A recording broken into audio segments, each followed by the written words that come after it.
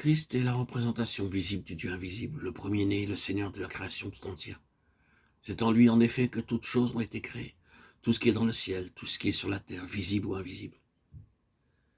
Trône, domination, autorité, puissance. Tout a été créé par lui et pour lui. C'est à lui que tout doit son existence. Il est lui avant toute chose, et c'est grâce à lui que l'univers forme un tout harmonieux. De plus, il est le chef, la tête de son corps, l'Église. Il est le principe, le premier-né d'entre les morts, afin qu'en toute chose, il occupe, lui, la première place, car il a plu au Père de faire habiter en lui tout l'ensemble des perfections divines. Et c'est par lui que Dieu a fait le plan de réconcilier l'univers avec lui-même, en faisant la paix par son sang répandu sur la croix. Oui, aussi bien ce qui est sur la terre que ce qui est dans les cieux. C'est par Christ que Dieu l'a réconcilié avec lui-même. Colossiens 1, 15 à 20. Si donc vous êtes ressuscité avec Christ, cherchez les choses qui sont en haut, où est Christ, assis à la droite de Dieu. Colossiens 3, 1. Nous le voyons, Jésus couronné de gloire et d'honneur. Hébreux 2, 9. Les yeux fixés sur Jésus, l'auteur et le consommateur de la foi, qui s'est assis à la droite du trône de Dieu. Hébreux 12, 2. La présence de Christ ici-bas sur la terre était à double fin. En premier lieu, il importait que l'homme eût sous les yeux une parfaite présentation de Dieu. Ensuite, il fallait que Jésus manifestât ce que devait être véritablement l'homme tel que Dieu l'avait voulu.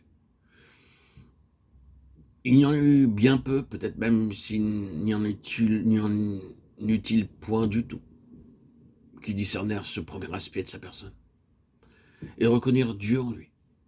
Le monde ne l'a pas connu, dit l'apôtre Jean en parlant de la véritable lumière. Même ceux qui avaient avec Jésus le contact le plus étroit, le plus suivi, qui le voyaient agir, qui l'entendaient parler, qui pouvaient suivre de près tous ses mouvements, ne le virent pas, à proprement parler. Aussi, pouvait-il dire à l'un d'eux vers la fin de cette période, « Il y a si longtemps que je suis avec vous et tu ne m'as pas connu, Philippe. Celui qui m'a vu a vu le Père. » Dans ce sens profond, les disciples ne l'avaient pas vu. Il était là pour représenter en personne la pensée, le cœur et la volonté de Dieu. Mais il est impossible de discerner ces choses dans la personne de Christ sans le secours du Saint-Esprit.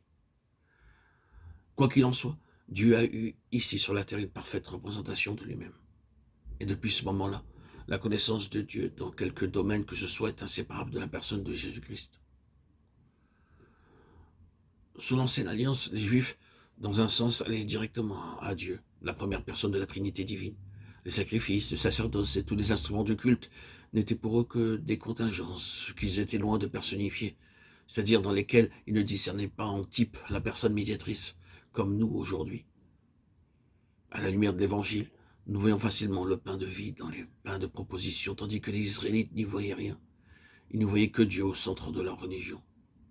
Mais dès l'instant où Christ entre dans le monde, assume les charges de son ministère et accomplit son œuvre sur la croix, il est impossible d'arriver à la connaissance de Dieu sans son intermédiaire. Et cette parole de Jésus à Thomas, « Nul ne vient au Père que par moi », est vraie.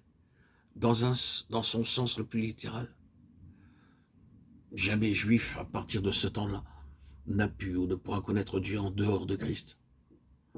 Quand le nom Yahweh disparut du temple juif, le nom ineffable qui avait été si longtemps son sanctuaire, ce fut pour réapparaître dans l'église chrétienne sous la forme de Yehovah, Jésus, Yeshua, qui veut dire hébraïquement le Sauveur.